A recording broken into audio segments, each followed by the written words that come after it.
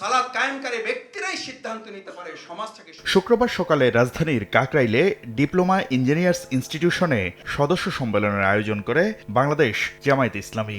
অংশগ্রহণ করেন বিভিন্ন পেশায় কর্মরত দলটির সদস্যরা। আলোচনায় আসে সংস্কার, নির্বাচন ও আওয়ামী লীগ নেতাদের দেশ ছাড়ার বিষয়টি। এখানে যারা আছেন আল্লাহ আপনাদেরকে শুধু সম্মানিত। অনুষ্ঠানে অংশ নিয়ে দলটির কেন্দ্রীয় কর্মপরিষদ সদস্য ডক্টর শফিকুল ইসলাম মাসুদ বলেন, ক্ষমতায় থাকতে আওয়ামী লীগ ভারতের এজেন্ডা বাস্তবায়ন করেছে বলেই হাসিনা সহ সব আওয়ামী লীগ নেতাই ভারতে পালিয়েছে।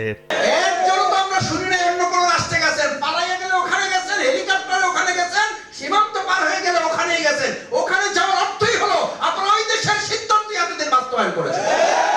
স্বচ্ছ ও নতুন ভোটার তালিকা তৈরি করে অবাধ ও নিরপেক্ষ নির্বাচন আয়োজনের আহ্বান জানান দলটির সহকারী সেক্রেটারি জেনারেল রফিকুল ইসলাম খান। নিরপেক্ষ নির্বাচনের জন্য প্রধান শর্তই হলো ভোটার তালিকা স্বচ্ছ হইতে হবে। গত সরকারের সময়ে প্রায় 2 কোটি ভুয়া ভোটার বানানো হয়েছে, এদেরকে তালিকা থেকে বাদ দিতে হবে।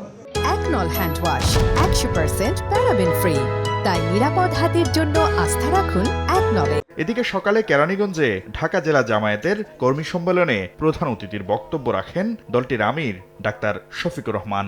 বলেন, আওয়ামী লীগ জনগণকে ধোঁকা দিয়েছে, তাই নৈতিক সাহস না থাকায় পতিত সরকার দেশ ছাড়তে বাধ্য হয়েছে।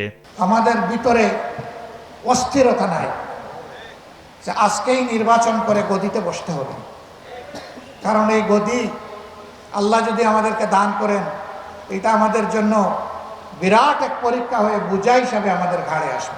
ক্ষমতায় যাওয়ার জন্য জামায়াতের তাড়া নেই জানিয়ে আমির বলেন, সংস্কার ছাড়া সুষ্ঠু নির্বাচন সম্ভব নয়। 17.5 বছরে যে জঞ্জাল সৃষ্টি হয়েছে, এই জঞ্জালের কতিপয় দিক এমন আছে যে এটা পরিচ্ছন্ন না করলে একটা সুষ্ঠু নির্বাচন কোনোভাবেই সম্ভব নয়। পতিত সরকারের বাজার সিন্ডিকেট ভাঙতে অন্তর্বর্তী সরকারের পাশে থাকার কথা জানান জামায়াত নেতারা। 17.5 শাকির আহমেদ, সময় সংবাদ, ঢাকা।